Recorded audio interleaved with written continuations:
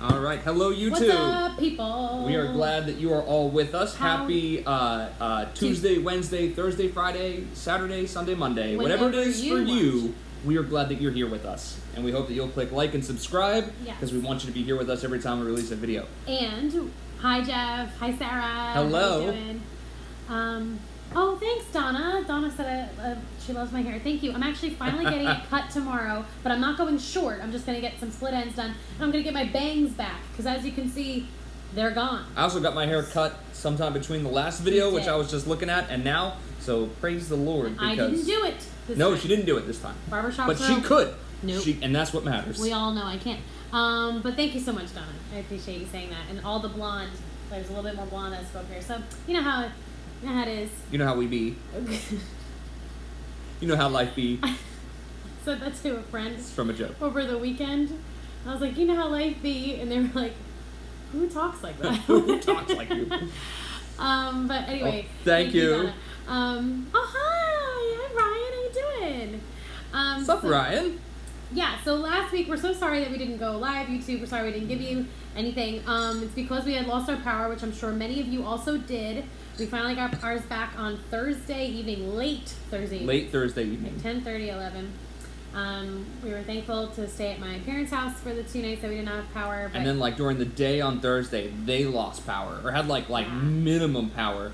So that was a fun time. Yeah, but we were okay. So I hope you guys were okay. Yes. Let us know if you lost power for I heard almost everybody I talked to had power already restored. So I hope that you're in that camp and that you are doing well. You're in the AC. My dad has a coworker who lives somewhere in Monmouth, actually, and they still don't have it, which is like the saddest thing. So obviously she went to go stay with people. But yeah, it's like crazy. So fun times. It wasn't even like that bad. Here it was definitely windy, it was definitely storming, but I was like, this is okay. And then all of a sudden, just the boom, like power goes out, and then it's just gone. And I was like, I didn't even think it was that bad of a storm. Johnny never lost power. And so, praise good. Jesus indeed. Good, yeah, for real, praise Jesus, because it's so hot. It's one thing when you lose power. Ugh. Like in the winter and you lose power, like it's almost fun. Like light some candles, bundle up, no big shakes. Right. But in the summer, like you can only open so many windows. Yeah. You know. Yeah. And here it's like constant humidity. Yeah. So.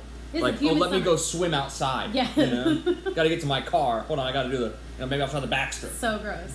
It's so gross. And Mel, I know you're on here, and I know you love summer, but I have something. And Mel is not gonna like this. But I kind of wanted to show you all, so we like purposely sat here. I bought this sign. Actually, I didn't buy it, it was a gift. But it says, it's behind me. It says, I'm so glad I live in a world where there are Octobers. Because I love October. Mel said no before I even said it. And listen. It's because you knew what you were going to say. I didn't say it. It's an Anne of Green Gables quote, which I have never even, I probably read the book maybe when I was like in 4th grade or something, but I don't even remember the story. But the point is. Hey, Libby. Hi, Libby. The point is that I needed to buy this because fall is coming, people. And we have to be excited. Have hope. And listen, it has a double meaning because it's like I love that I live in a world where there are Octobers, and then my wedding, this is a wedding thing over here. It's actually both of our silhouettes from when we were both in kindergarten, and it has our wedding date on it. So listen, Mel, even if you don't like Octobers, you can respect. We were married in October, so there's a double meaning here. Fall loves it. Yes, fall is the best. Thank you so much, Donna. It's so true. Also, you can only enjoy hot coffee throughout the summer so much. Oh, you can't. You can't. It has to be iced coffee. And I don't drink iced coffee. So. As I'm about to go drink hot coffee right now. I've been telling you all also that I've been trying to do flowers, not grow them. The Lord knows I can't do that. But I've been trying to buy flowers, just like whatever Aldi's or ShopRite has, right? So this is mine today, and as you can see, sorry Mel, it's summery, but it's the bridge towards fall. We're getting there. You know what I'm saying? Summer flowers. We're moving in forward. Fall colors. You know? Mel saw a Florida license plate today that said "Endless Summer," and my heart sang for joy. That's good. Now we will get you that. God bless sticker. you. Listen, we're gonna engrave that on like a little space heater for you. I'm just busting out my best friend right now. But did you know? Fun fact: Mel's birthday is in the fall. Isn't that ironic? Praise be. Anywho, I'm just busting your chops right now. So with that, turn you guys a little bit. Tyler. more Tyler, towards how me. is driving going? Yeah. You with your license, so proud. Mr. Licensed Driver Tell Man. us all the things. Oh, Mel says we're fighting. Okay, Mel. Well, now it's official. As if you haven't been fighting since you've known each other. Well, only about Since fall. the first conversation of like, what do you like more, fall or summer? And Mel was like, summer, and Gab's like, fall. Like, that's when it started. You were like, little teenagers when that fight began. It's going pretty good. Good job, Tyler. We're Good so job, proud Ty. of you. Such a big deal, man. Such a big deal. Proud of you, and listen, man. he waited at the DMV. He did. You guys know about the DMV. He did right the now. great DMV line of 2020. Yeah. Hi, Kaden. You guys know about the DMV. Like, you have to go out there at You got to go out there and the middle of the night. brave the wait. Ooh, YouTube is like falling. Sorry. Don't YouTube. do it, YouTube. All right, now wait. We gotta sorry. adjust so they can see me. All right, stand by. All right, here we Anywho, go. so sorry, we're having like an issue. This is like funky. We're both trying to get. It's only a matter of time till that our photographer right now, our videographer right now, is just this fake plant. So, and that fake plant is slowly like giving up. It's like, I don't want to do this anymore. Listen, he's been with us all 21 weeks or whatever we're on right now. So. Yes, he has. Anywho, so yeah, we love you all so much, and we do want to let you know right up here at the top that tomorrow it is calling for, at this time, 60% chance of thunderstorms. We're going to pray against that. If for any reason... Starting at like 4 p.m., so yeah. That's right in our time slot. If for any reason we have to cancel tomorrow, Melissa, who's bringing the devotional tomorrow, will be going live here at 7 o'clock. So right now we're still on. We're still on for our outdoor weather time. permitting, as always. Yeah, and if weather goes bad, we will let you know on social media and text and email. And Melissa will still go live with her devotional. And if it's live, if it doesn't rain, then Melissa will be going live in person. So it's good. So let's, yeah. So with that, oh wait, did we say why we weren't here the past 2 weeks? Yes, we did. That's how we started the whole video. Mm-hmm. Okay, it's time for coffee. Let's go. Let's go. So, tonight what I just want to share with you guys is we were talking about like this whole thing of Jesus in the storm. Yes. And how, and just to recap, last week, this past Wednesday, I shared about how, Jesus was in the boat with the disciples, and the disciples were all panicked because they were afraid that Jesus had forgotten them or that he didn't care. And we talked about how, I find that in my life, I am most fearful with God, and I'm most scared of life when I feel like God has forgotten me, or he's not there, he's not aware of me, or that he doesn't care about my situation. And the reality is that Jesus wasn't panicked when the disciples were, not because he didn't care about them or they forgot about them, but he was calm when they were panicked because Jesus was in control. And that's the thing we can trust. We can be calm because Jesus is in control. And by the way, if you missed last Wednesday, like if you weren't able to come out live, or if you just didn't know, they did record last Wednesday live. Even though we didn't go live on Tuesday here on Instagram, they recorded the little devotional live last Wednesday. So you can just should be able to still find on Instagram. that. Yeah. Not on YouTube. Sorry, YouTube. But it's still on Instagram, so you can go check that out. So we're just kind of continuing with this topic about Jesus in the storms of life and where Jesus finds us in our storms of life. And I love that throughout the Gospels, there's so many times I'm finding that people are saying, Jesus, had you been here sooner? Jesus, had you come sooner? Jesus, had you, they wanted him to be there earlier. And we find so many times, did Jesus calm storms before they ever came? Yes, he did for people. He also met Jesus met people when they were in the middle of what they were going through. And Jesus met people while the worst thing they could have imagined had already happened. And in all three of those areas, he redeemed it, right? Even Lazarus, Jesus is one of his greatest friends. He had already been dead several days, and they came and they wept, and they said, Jesus, had you only come sooner, then he would have been made well. And that's the famous, the shortest verse in the Bible is that Jesus wept right in that time. Even Jesus understood grief, and yet he still brought Lazarus back. There is just so many things that, he meets us in our moment of need, and sometimes we don't realize where that need is. And so I'm just going to share with you, I'm going to read from Luke chapter 7. I'm just going to read like the first 10 verses. So bear with me. I'm going to read this with you guys. Stick with it. Jesus is here, and this is the story of Jesus and the centurion. Centurion is like a... Yeah, he was a Roman soldier, Roman commander. Yeah, they call them centurions. Right. because they were over 100 or 200 or 300 men.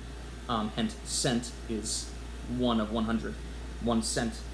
Anyways, I don't think I ever history put that, lesson aside. I don't think I ever put that together. Yeah. A centurion was been, over hundreds, and then there were other things for thousands and so on. This has been History Lessons with Pastor Nate. But it's summer, so we're not going to go there. No. So I'm going to read this.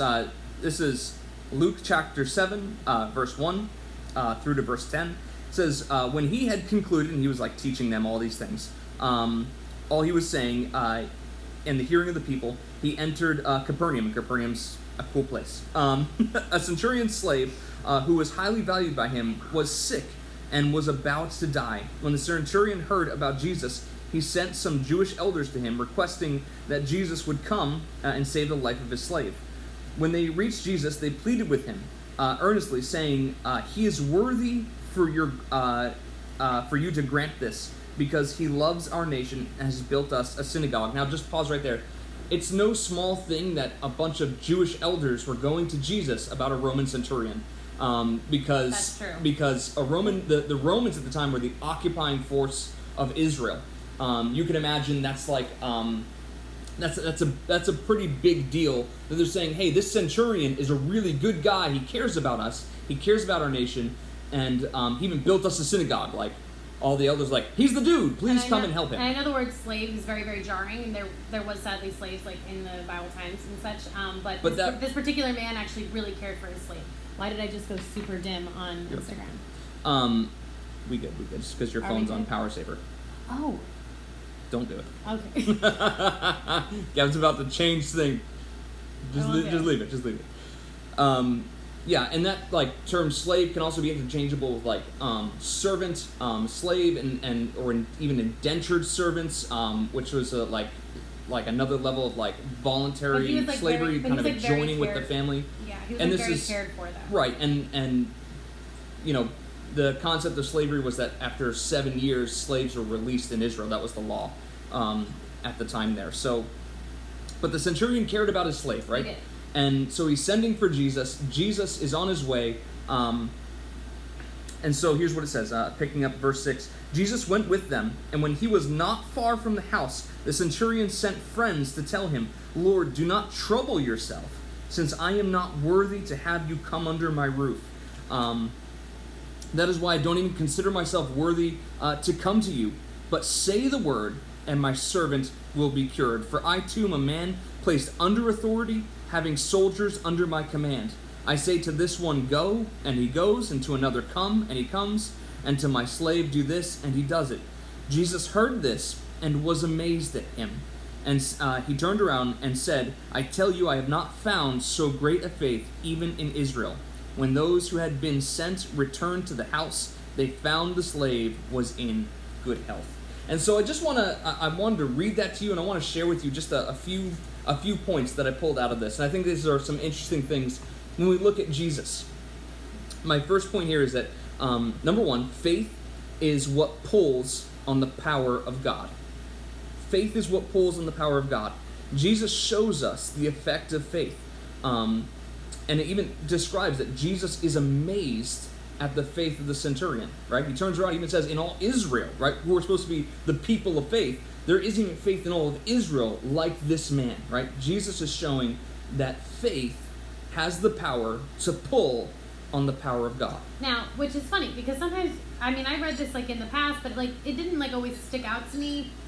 And I mean, not that it's not great, but I'm just saying, like, I would read it and I'd be like, well, that's a good story. Like, the guy wanted someone that he cared about to be well, but what I'm saying is, like, you read it and then you see that Jesus says, I haven't found this much faith in all of the land, and you're like, I don't really see where, like, the faith actually is. I feel like there's a lot of other people who had a lot of faith, and this dude's just kind of talking.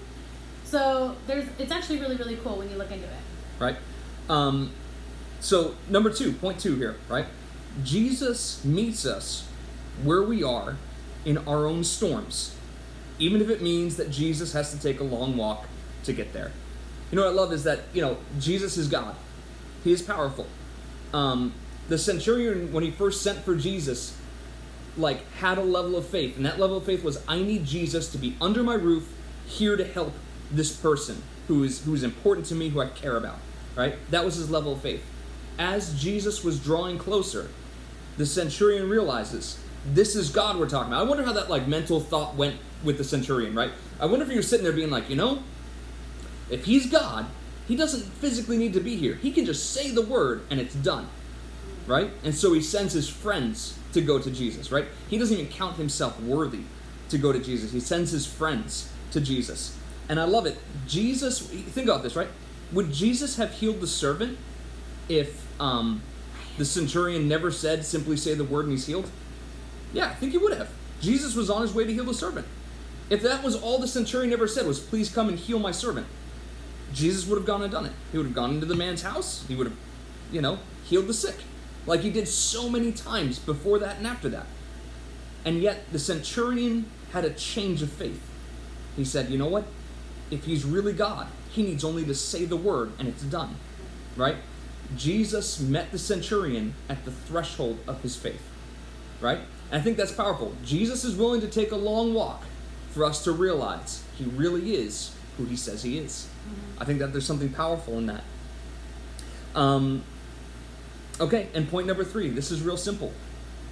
Jesus didn't go to the centurion because the centurion was good, right? Jesus went to the centurion because Jesus is good, right? At first it was, people were like, hey, the centurion deserves this. He's a really great guy, right? But that's not what motivated Jesus to do it. Jesus didn't go because the centurion is good. For the record, the centurion was an officer of an occupying force of God's people that God chose. And honestly, the Romans didn't do a whole lot of good for a whole lot of people. He represented a lot of bad things. He was a good guy in what they would have pictured as a bad bunch of people. But that's not what motivated Jesus. What motivated Jesus was that Jesus is good, even when we're not. And there's something powerful here, right? Jesus is good to the rich. He's good to the poor. He's good to the healthy, and he's good to the sick. Jesus is good to the slave, and he's good to the master. Jesus is good to the rich. He's good to the poor. I already said that. He is good, and Jesus is going to be good to you. Yes. See, he's good no matter what state of life we're in, no matter what our storm is. Whether our storm is that we need him to move on our behalf because there are things that only he can do in our lives, he's going to be good. If you're in a situation that you need to have direction, hey, he's going to be good. If you're in a place where you're wondering how could any good ever come out of this, Jesus is going to be good. Because it's not about who we are, it's not about what we do. In fact, if we make it about what we bring to the table, right, it's really not about God. Yeah. See, the only thing we can do is trust him to be who he says he is. And that's faith. Yeah, and like the centurion dude was like, don't even have him come here, I'm not even worthy, like, forget that. The point is with Jesus, it's true, none of us really are worthy, but that's why Jesus came, because of what he did on the cross. We now are worthy enough. That's right, yeah. It's not in our own doing, but because of what he did. So you never have to be like, oh, Jesus, I'm not good enough, you can't fix this. This storm's too big, I caused the storm, I'm the mess. You can't come here. Jesus is like, no. I came here for this because I love you. That's Jesus' heart towards you guys. Yeah. That was Jesus' heart towards this guy. That was Jesus' heart towards this man that he wanted to be healed. That's Jesus' heart towards you guys. Now, that doesn't always mean, specifically in the area of healing and stuff, that it always goes the way we want it to. Again, we're not God. In right? fact, if you read the scriptures, it never went the way they wanted No. it. In fact, it was always like the little girl, right? Jesus was going to the house of the rich man. His daughter passed away. Mm-hmm. He was like, it's too late. You're supposed to come and heal her while she was sick, and she died. It's a big deal. You know what? That didn't stop Jesus. Yeah. And sometimes it doesn't happen the way we always want it. Yeah. That doesn't mean he's not going to turn it around for good. In fact, I would say that sometimes when it doesn't happen the way we want it, he shows up even more the sweeter. Yeah. He shows up even the best. Like, when I think back on moments where it's like, oh, that went the way I wanted to, which is very rare, by the way. But if that happened, you kind of forget about those instances. But those moments where you're like, I thought this was going to happen, and instead the whole thing got like pulled out from under me, and it was just a big mess, and it wasn't what I thought. But then Jesus showed up in the middle of my mess, and he showed me how much he cared and how much he was with me in the midst of the storm, like we're talking about tonight. It's so much better. So if you're going through something, you're like, why isn't this fixed yet? Why isn't this better yet? How come this is going on? It's understandable to have those thoughts. Just know that hopefully you can find just the sweetness of Jesus in the midst of it all and that closeness with him. There's a song that, it's been around for a little bit now, but I specifically heard it all the way through today, and I actually texted it to a couple people. But it's just, my goodness, I'm losing the name of it. Melissa, I sent it to you. What was the name of it? It's from Zach Williams. And, There Was Jesus. Believe it or not, Dolly Parton is singing it with him. Didn't expect that. Dolly Parton? Yeah. But, yeah, it's a beautiful song. It's a little more country than I'm typically used to, but the lyrics are so beautiful. And it's kind of like that. Like, in the sometimes unless you go through something rough and Jesus shows up in the middle of it, sometimes without those moments, you forget just how sweet he actually could be in the midst of really rough times. I don't know if that made sense at all. But yes, it is such a good song, right, Sarah? So good. Go ahead and listen to it. Even if you don't like country-ish sounding things, like me. It's a beautiful, beautiful, beautiful song. So yeah. That's good. No, that's excellent. So, again, just to recap. Faith pulls on God's power. Yes.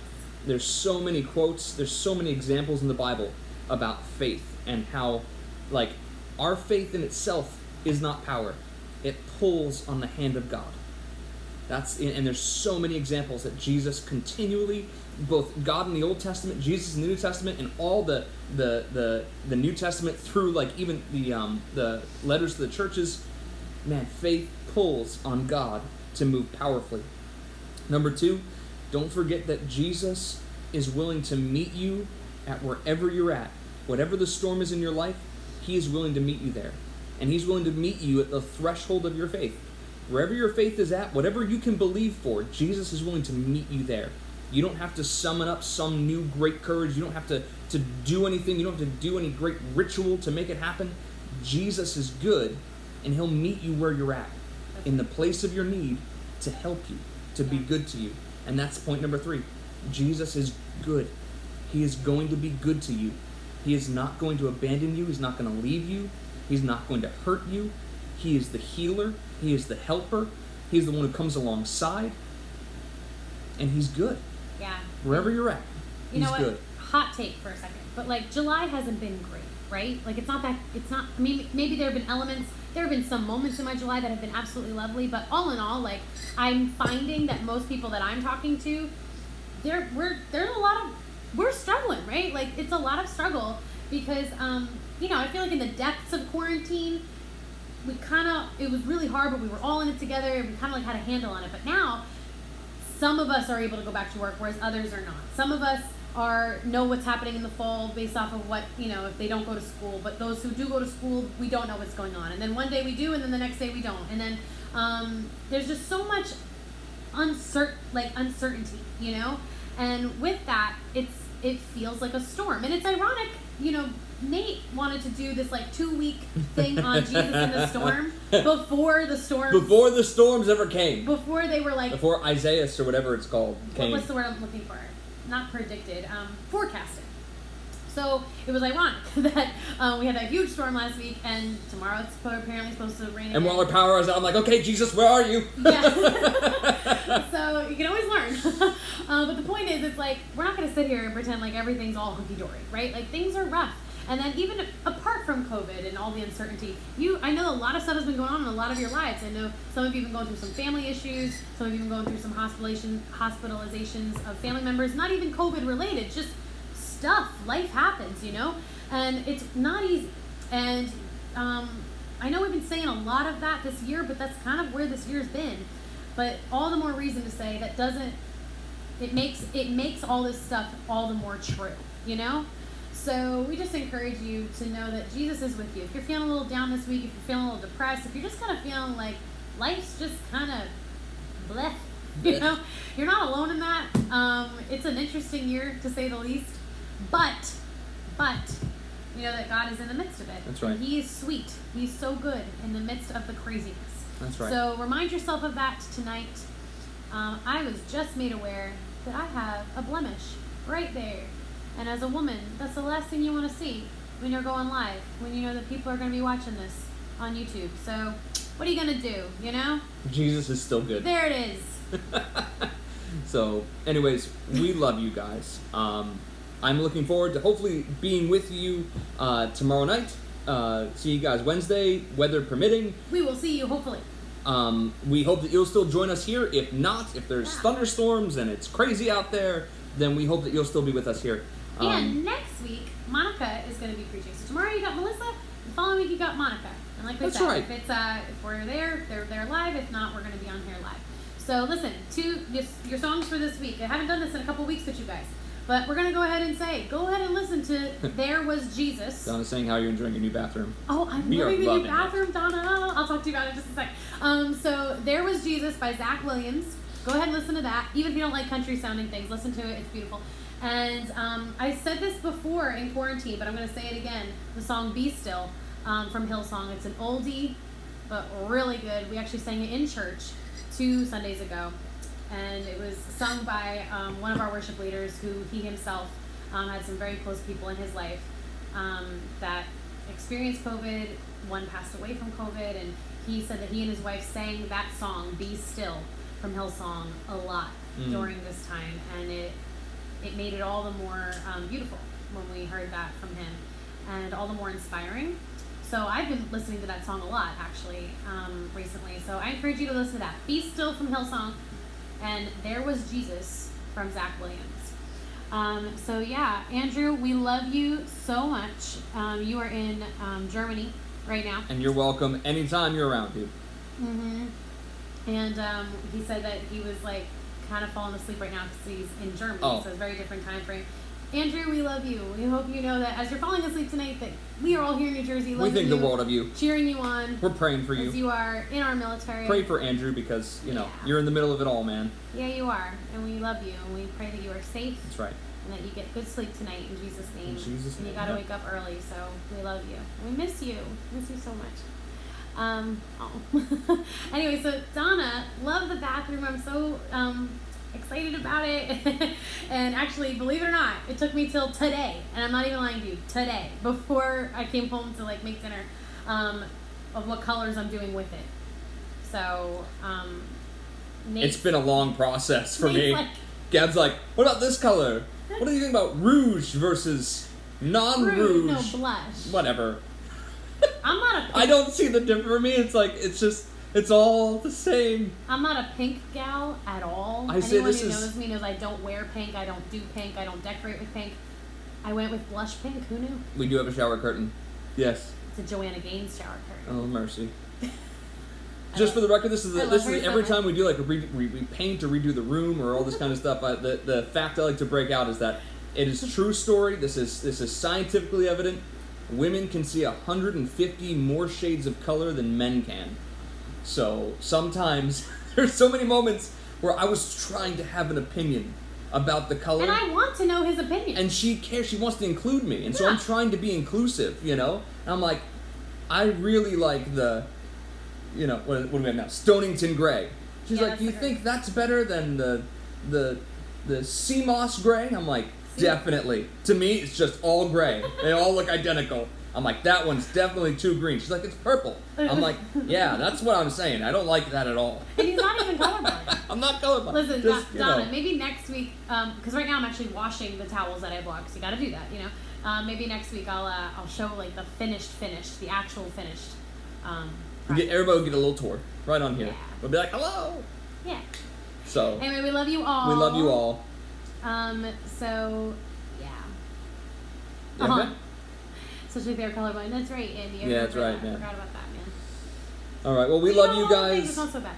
It's true. We're gonna go ahead and sign off at this point. Yeah. So, but we love you guys. We think the world of you. We hope to see you soon. If not, we hope to see you here with us. Yeah. Hi, Jeffrey. All right. So we pray that you guys are blessed. Again, if you're following us on YouTube, go ahead, click the bell for notifications. Yes. We hope that you'll like and subscribe. We want you here with us because we're glad that you're able to join us wherever you're at, whatever's going on in your life, that you would remember that Jesus is still good. He is, and he loves you. We think the world of you guys, and we love you too. All right. Have a good night. Good night, friends.